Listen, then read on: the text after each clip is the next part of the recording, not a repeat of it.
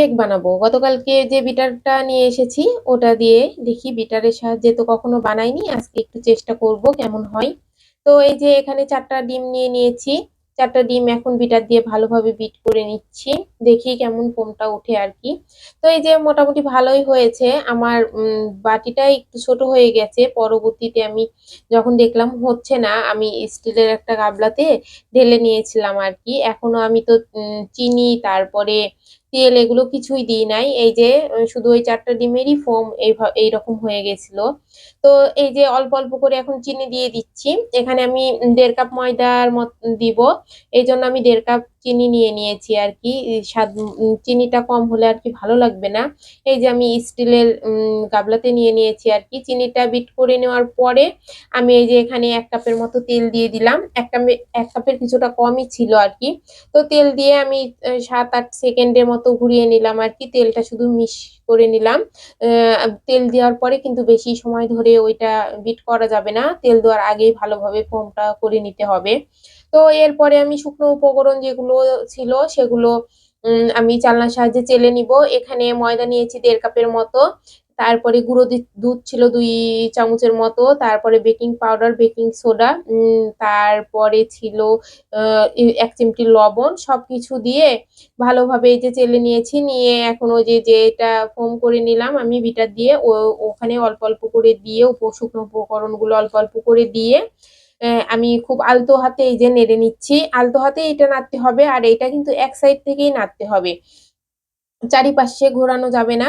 আর এইদিকে এটা নাড়তে নাড়তে ছেলেকে বললাম যে তুই একটু ওভেনটা প্রিহিট করে নিয়ে বসিয়ে দিয়ে আয়, আমি এইদিকে এটা রেডি করে নিয়ে আর কি। তো এই যে এখানে আমি ভ্যানিলা এসেন্স দিয়ে দিলাম। এটা আমার দিতে আগে মনে ছিল না, আমার ডিমটা বিট করার সময়ই শেষের দিকে দিয়ে দিতে হতো আর কি, মনে ছিল না। তো এখন দিয়ে আবার একটু নাড়াচাড়া করে নিচ্ছি আর কি। তাও এই যে এই মোল্ডটাতে আমি কিন্তু একটা কাগজ পেতে নিয়েছি, নিয়ে ওখানে তেল ব্রাশ, সয়াবিন যে তেল ওই তেলটা ব্রাশ করে নিয়েছি। এখন ওই মোল্ডে ঢেলে নিব, ঢেলে নিয়ে একটু ট্যাপ ট্যাপ করে নিব, নিয়ে তারপরে আমি ওই যে ওভেনটাতে ঢুকিয়ে দিব। উপর দিয়ে আমি কিন্তু একটু কিশমিশ, কাজু বাদাম, আর যে এমনি যে রেগুলার বাদাম ওইটা পেস্তা বাদাম বলে মনে হয়, তো ওই বাদামটা আর কি একটু কেটে নিয়েছি। যদিও আমি কাটি নাই, আমার ছেলে এই যে ঝুড়িটা দিয়ে দিয়েছে চাকুর সাহায্যে। তো ওইটাই উপর দিয়ে দিয়ে দিব। দিয়ে তারপরে আমি ওভেনটাতে ঢুকিয়ে দিব, দেখি কেমন হয়। এর আগে কখনোই আমি বিটার দিয়ে বিট করে এইরকম করে ফোম তৈরি করে আমি কেক বানাই নাই, আজকেই ফার্স্ট। তো দেখা যাক কেমন হয়। আমিও খুব টেনশনেই ছিলাম যে আসলে কেমন হবে, খেতে ভালো হবে কিনা, আর দোকানের মতো সফট হবে কিনা।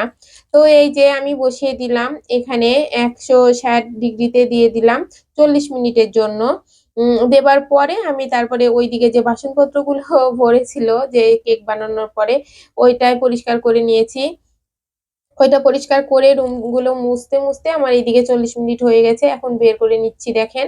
এই যে ভালোই ফুলেছিল, আর কেকটা কিন্তু খুব সফট হয়েছিল। আমি যারা কেক বানান, বাসায় বানাতে যারা ইচ্ছে করে তারা আপনারা সবাই একটা করে বিটারই কিনে নিবেন। এটা দিলে খুব নরম সফট হবে। একেবারে পারফেক্ট কেক যদি বানাতে চান দোকানের মতো, তাহলে আমি বলব একটা করে বিটার সবাই নিয়ে নিবেন। এখানে খুব সহজেই খুব ভালোভাবে কেকটা হয় আর কি, আর খুব নরম সফট হয়। এই যে দেখেই বুঝতে পারছেন উপর থেকে কিন্তু এই যে নরম, হাত দিলেই বোঝা যাচ্ছে যে কতটা নরম ছিল। তো যাই হোক, এই যে এখন আমি কেকটা কেটে নিচ্ছি। কেকটা কেটে নিয়ে আপনাদের দেখাই যে কতটা সফট আর কতটা নরম হয়েছে, আর ভিতরটা কতটা ফাঁপালো হয়েছে আর কি। তো আমার এর আগে আমি যতবারই কেক বানিয়েছি এইরকম, আজকে ফার্স্ট খুব ভালো হয়েছে, পারফেক্টলি হয়েছে। তো এরপর থেকে তো আমি আর দোকানের কিনা কেক খাবো না। আমি এখন থেকে ইচ্ছে করলে বাসাতেই বানিয়ে খাবো আর কি। তো এই যে দেখতেই পাচ্ছেন খুব কিন্তু সুন্দর হয়েছে। একেবারে নরম তুলতুলে হয়েছে। এই যে আমি এক পিস খেয়েও নিচ্ছি। সবাই ভালো থাকবেন।